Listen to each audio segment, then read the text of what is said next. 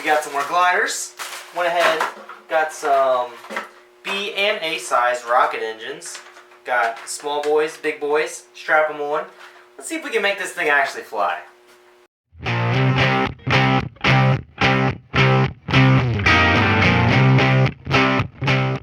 Alright, for the first test I'm going to use two B engines attached on either side, respectively, on the plane. To launch these off, we're going to have to put the wiring in parallel. I will include a schematic on the screen right now. Alright, so after some very comprehensive tests of this airplane through aerodynamic situations under dynamic pressure,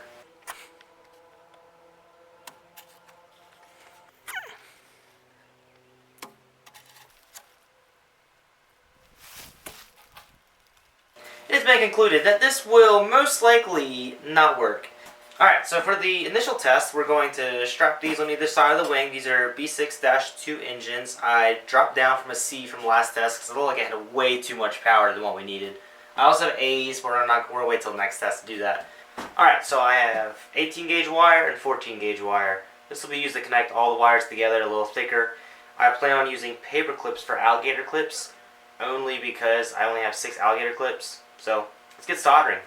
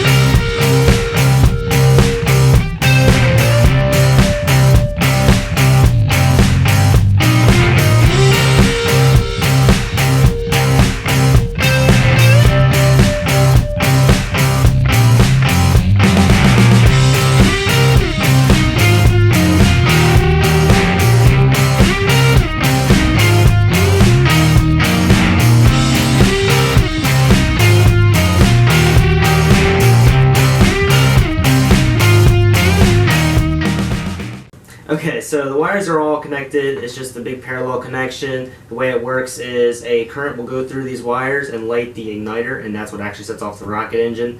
I just put 4 wires in parallel. Let's get working on this launch pad. Okay, so this is going to be very rudimentary for this video, but later on I would like to make this autonomous and have it go up and down on its own. But for now, it's just a channel, and the rocket or the airplane will be connected to this and its slides to help keep it guided off the rail. See how it works. Oh. Hey there, so I found this lawnmower. Why don't we just use this?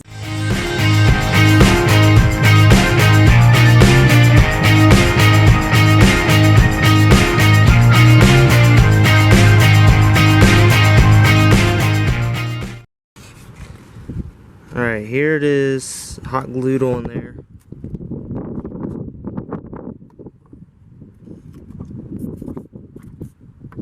Okay.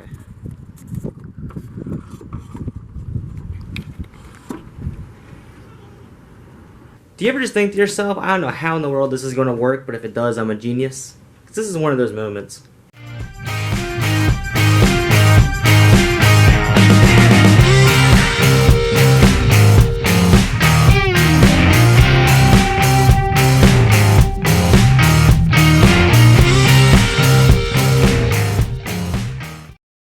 Alright, so I set up a little experiment here. I'm going to go ahead and test out those wires I soldered. I have the control center going to just 2 in parallel. I'm going to see if they ignite. Alright, we are live. Test. In 3, 2, 1.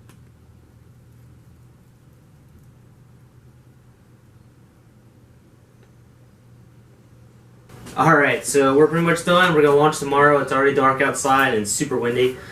Just in a quick overview, here is the guide for the T-rail. Here are the dual engines. I'll put them on the wings. It's all super glued. All the wings are super glued. This is super glued.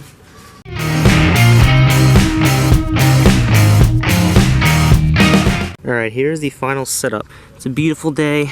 Got both motors hooked up, wired in. 2, 1. Alright, so this is attempt number 2. I think the stranded wires introduced so much resistance that it slowed the current down. So I went ahead and put a single straight wire into this. Here it is right now.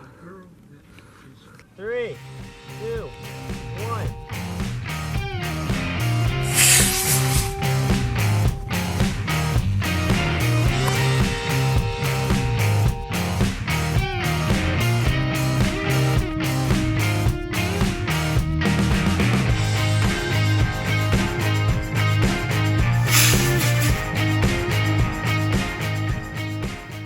The reason the 2 motors didn't work is because I didn't have enough current going through the wire. So I'm just going to stick with 1 motor. It's going to burn off this tail, but I have these, so hopefully that kind of deflects some heat, but that's going to melt away. And I'm really hoping it doesn't fly forward and it actually launches. 3, 2, 1.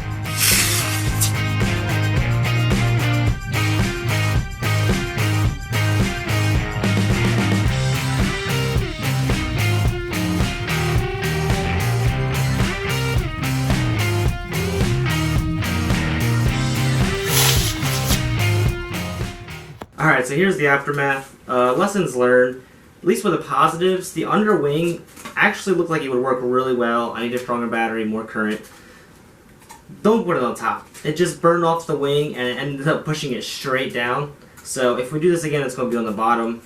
Guide rail worked really well. So we're definitely going to stick with that next time. And let's start working on a version 3.